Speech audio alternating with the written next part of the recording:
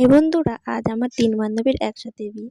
তো ভাবছি ৩টাতে তো যাওয়া সম্ভব নয়, তো দুটোতে অ্যাটেন্ড করব। তো চলো তোমাদেরকে প্রথম থেকে ভিডিওটা দেখাই। তো দেখো আমি শাড়ি নিয়ে নিচ্ছি, আর এদিকে আমি অবশ্য রেডি হয়ে চলে এসেছি। তো অবশ্যই কমেন্ট করে বলো আমাকে কেমন লাগছে। আর আমি এদিকে বেরিয়ে পড়েছি, আর আমি বিয়েতে যাব আর কিছু নিব না, এটা কখনো হয়? তো দেখো আমি ফাইনালি প্যান্ডেলে এসে পৌঁছেছি, আর এদিকে একটা বান্ধবীর সাথেও দেখা হয়ে গেল। তো ওকে নিয়ে আমি একবারে স্টেজের সামনেই যাব, যেহেতু ওর কাছেই যাব প্রথমে। আর দেখো কি সুন্দর ডেকোরেশনটা করেছে, আমার তো খুব ভালো লেগেছিল। তোমাদের কেমন লেগেছে অবশ্যই কমেন্ট করে বলো। আর এইদিকে বান্ধবীকে দেখতে কিন্তু খুব সুন্দর লাগছে, আমার তো খুব ভালো লেগেছে। আর আমি এটা অনেকক্ষণ ধরে হাতে ধরেছিলাম, তো তাই ভাবলাম দিয়ে একটু আমি হালকা হই। আর এইদিকে অনেক পুরনো বান্ধবীদের সাথেও দেখা হয়ে গেছিলো, তাই ওদের সাথে একটু শট নিয়ে নিলাম। শেষমেশ আমরা খাওয়ার প্যান্ডেলের দিকে যাচ্ছিলাম, কিন্তু খাবারের প্যান্ডেলটা যে কোথায় সঠিক আমরা কিন্তু জানি না। তো একটা দিদি আমাদেরকে নিয়ে গেছিলো। প্যান্ডেলটা কিন্তু খুব বড়ই ছিল। আর এইদিকে আমার বোনকে দেখতে পাচ্ছ, আমার বোনকে সাথে নিয়ে এসেছিলাম। আমি একাই তো আসতে পারবো না, কারণ দূরে ছিল বলে আমার বোনকেও সাথে করে নিয়ে এসেছিলাম। এদিকে ভাত, ডাল, সবজি, একটা চপ, তার সাথে হচ্ছে মাটন।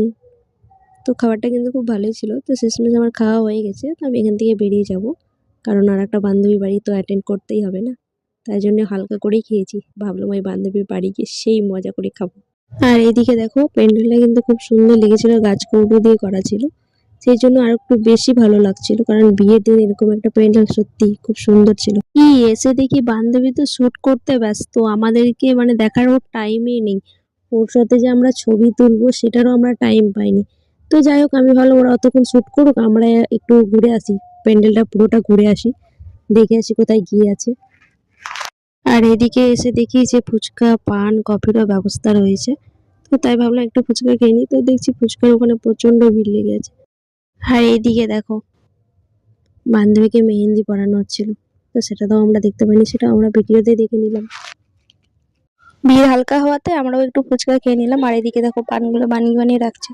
পানগুলো কিন্তু দেখতে সুন্দর লাগছিল, এবার খেতে কেমন, যেহেতু আমি পান খাই না, তাও টেস্টও করিনি। আর এদিকে আমরা কফিও নিয়ে নিয়েছিলাম, সবাই মিলে একসাথে খাবো বলে।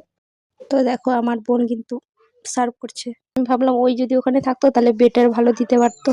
দেখো সবাইকে দিচ্ছে কি সুন্দর ভাবে। আমরা এদিকে কফিটা খেয়ে সরাসরি ডান্সের ওখানে চলে গেছিলাম। বিয়ে বাড়ি আর ডান্স করবো না, এটা কখনো হয়?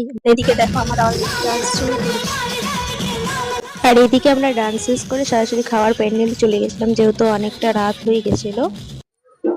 আর এদিকে আমরা খেতেও বসে গেছিলাম। তো তাড়াতাড়ি খাচ্ছিলাম বলে এদিকে বরের গাড়িও চলে এসেছিল। তো আমরা ভাবলাম যে একটু বরটা